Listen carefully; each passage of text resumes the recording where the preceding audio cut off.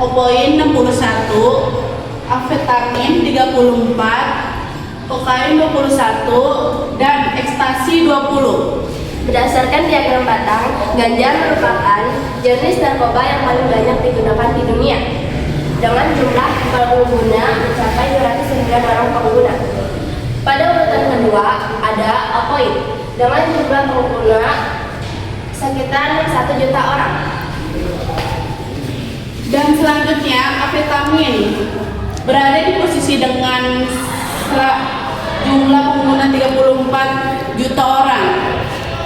Jenis narkoba dengan jumlah pengguna sedikit adalah kokain dan ekstasi, masing-masing sekitar 21 juta dan 20 juta. Dan di sini ada diagram batang. Ada ganja di urutan 209, apoid di urutan 61, amfetamin di urutan 34, kokain di urutan 21, dan ekstasi di urutan 20. Sekian, terima kasih. Sekian dari kami, terima kasih.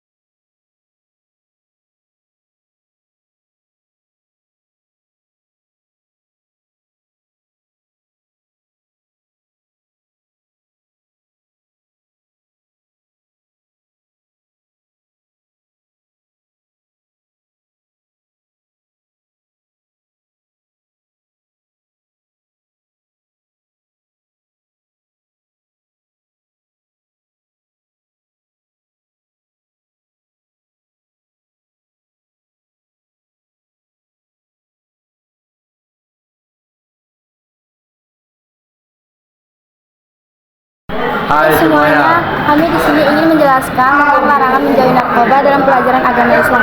Nah, kalian tahu gak sih, dalam larangan agama Islam itu narkoba ada di surah Al-Baqarah ayat 195 yang berbunyi Bismillahirrahmanirrahim wa anfiqu fis sabilillahi wa la tulqu bi aydikum illa tahlukati wa ahsanu innallaha yuhibbul muhsinin, yang artinya, dan infakkanlah hartamu di jalan Allah dan janganlah kamu menjatuhkan diri sendiri ke dalam kebinasaan dengan tangan sendiri, dan berbuat baiklah, sungguh Allah menyukai orang-orang yang berbuat baik. Terkait ulul albab yang sudah saya pahami tentang di surah Al-Baqarah ayat 195 itu ada 3 macam. Yang pertama, larangan merusak diri, hifz an-nafs. Ulul albab memahami bahwa narkoba secara langsung merusak kesehatan fisik dan mental, yang merupakan bentuk menjatuhkan diri ke dalam kebinasaan. Yang kedua, itu ada menjaga akal atau al-akal. Narkoba merusak kemampuan berpikir jernih atau bisa disebut akal, yang merupakan salah satu dari 5 pokok ajaran Islam, maqasid syariah yang wajib dijaga. Yang ketiga itu ada kewajiban menjaga kesehatan. Ayat ini dipahami kami sebagai perintah untuk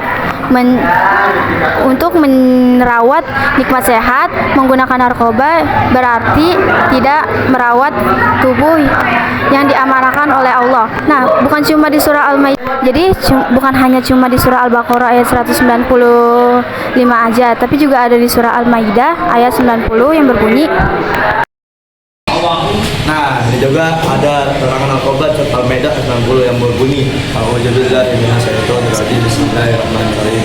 Ya ayyuhalladzina amanu al-khamru wal maisir wal ansabu wal azlamu rijsun min amali syaiton fajtanibuhu la'allakum tuflihun. Yang artinya, wahai orang-orang yang beriman, sungguhnya minuman keras, berjudi, untuk berhala itu dan mengundi nasi dengan anak panah adalah perbuatan setan, maka jauhilah. Nah, juga ada Al-Bab di surat Al-Maidah ayat 60, menghindari disun perbuatan keji atau najis. Al-Bab memahami bahwa narkoba atau khamr adalah disun, najis atau kotoran dan dapat mengotori kesucian jiwa dan fisik manusia serta dapat merusak akal sehat. Menjaga akal rasional, berpikir lagi. Orang ini tujuan untuk melindungi kemampuan berpikir. Narkoba mengaburkan akal adalah ciri utama Al-Bab adalah menggunakan akal sehat untuk menggunakan keberanian. Sekian dari kami, terima kasih.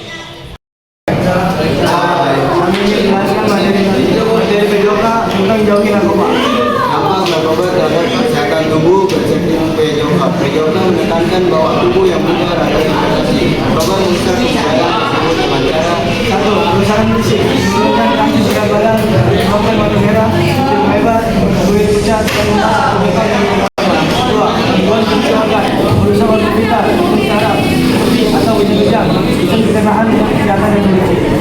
3. Penurunan performa, membuat mayat tubuh tidak bisa diri mulai tersinggung dari itu.